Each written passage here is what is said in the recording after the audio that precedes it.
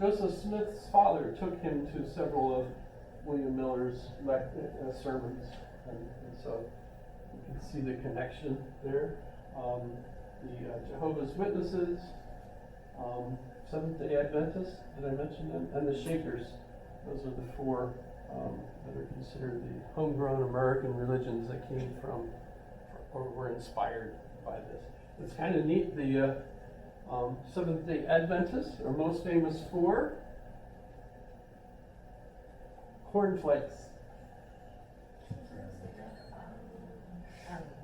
Yeah, right? Yes? Yeah, Kellogg's cornflakes. You know, the idea was we need a breakfast that's not going to make you too, you don't want to be over enthusiastic. You need something that's just going to keep you, fed, but, just barely, or something like that. Yeah, but weren't Kellogg's cornflakes banned in like a bunch of European countries because they contain a carcinogen? Came out recently. That would have happened much later. Yeah. The big fight back between the two brothers, the Kellogg's brothers, was the one brother decided to add sugar.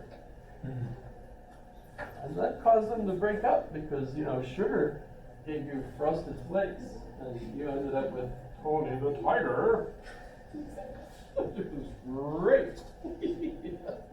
I'm sorry, that's just a particular favorite of mine as a result of American theology. So that's kind of fun. But for next class, though, the typical readings, I'm in the wrong one. Back. I should mention the sentences, and this was way back with Abelard as well. In order for a monk to be able to read the Bible itself, remember they didn't have very many copies until really Martin Luther, and by Martin Luther they had the Gutenberg press, and one of the reasons that Martin Luther's event, if you want to call it that, was so significant was because the press took his theses, printed them in many, many copies, and spread them around. So when the church tried to quash it and say, "Oh, get the, burn that," it was like too late. They were all over the place, and that was, the church kept trying to put the quash on this whole, Lutheran thing, and it couldn't because the press was sending the copies all over the place, and so it just spread among the very people that the church would have counted on to kind of quash it. So you ended up with that. But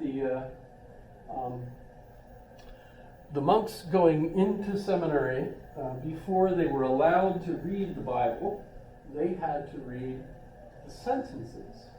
And the sentences, in fact, you would have to develop your own sentences. Sentences were the explanations of the things that you were going to find in the Bible. So the sentences were what basically explained all the confusion you would get when you would read, Adam and Eve, whatever. Well, you would have sentences, usually on the same page, so that it explained what was going on, but you could get them in the context of a book first, right? So before you got to read the Bible, you already knew what you were going to find there, and you knew how to interpret it correctly, right? So that's what everyone had to be familiar with, were the sentences.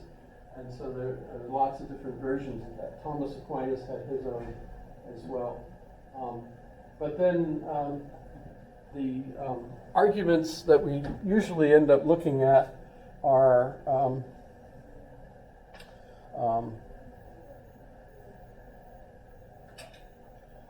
do I not have it? Have it. So there's two main books written by Thomas Aquinas. The first one is the Summa Theologica, and that's all the things you need to know about theology. So So there you go. If you have questions, about theology, here's the book, and you can look it up. The other one is the Summa Contra Gentiles, which means against the Gentiles.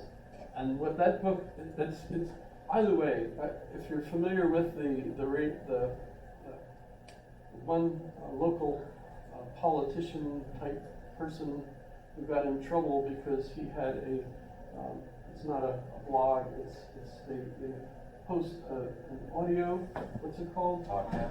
Podcast, thank you. They had a podcast which is labeled Contra Gentiles.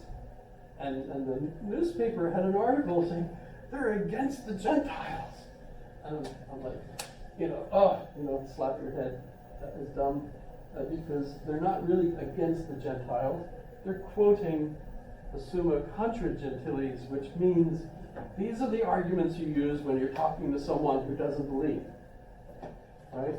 It's not you're against the Gentiles, go kill them, in your spare time. No, that's not it. What it is this is the book that explains how you reply to their arguments. So that's the other one. So that actually happened in Alaska. So when we look at the Summa, and that's where you could find the things to read for next class, you can look at the first part, the second part, the second part of the second part, and the third part. I don't know what the third part is too. But in any case, if we go and look at the first part, notice how everything's all broken up into different topics. It's kind of like an encyclopedia. So you can look at the existence, for example, of God. Is the proposition that God exists self-evident?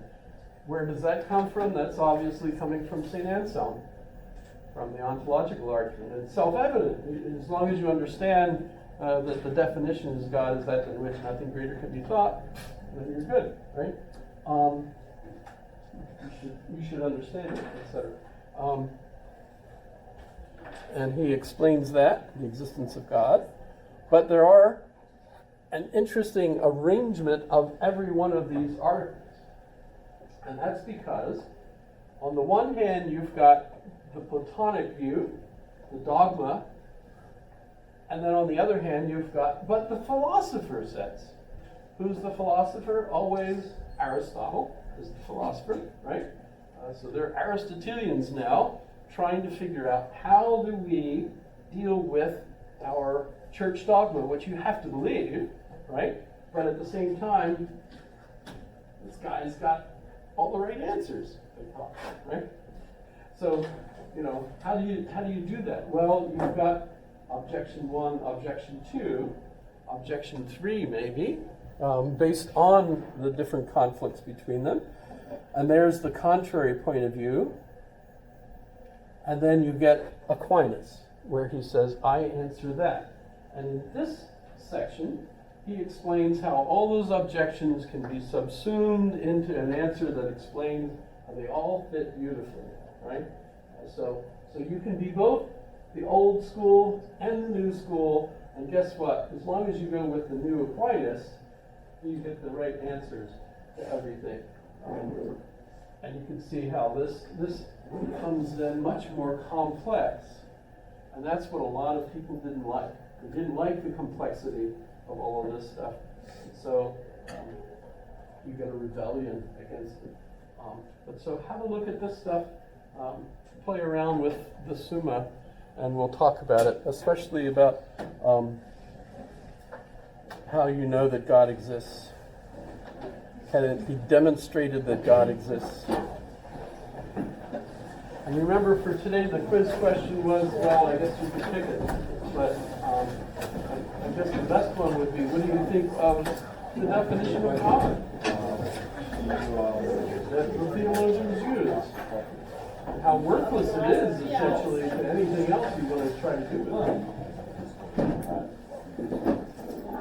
By the way, it doesn't persuade anybody. It's not like that's actually going to help. So if you're trying to convince someone who doesn't believe in God, they're an atheist, whatever, well, they're perfectly fine. They're probably in agreement with the theologian that said, you really should be a deist, even though you feel like saying you're an atheist, but you're actually in a more positive framework when you say that you're a deist or a theist. Too much fun. You want. Oh, no, it's okay. It's for the, I forgot. it's okay. They're all running away. It's for this. Well, you could take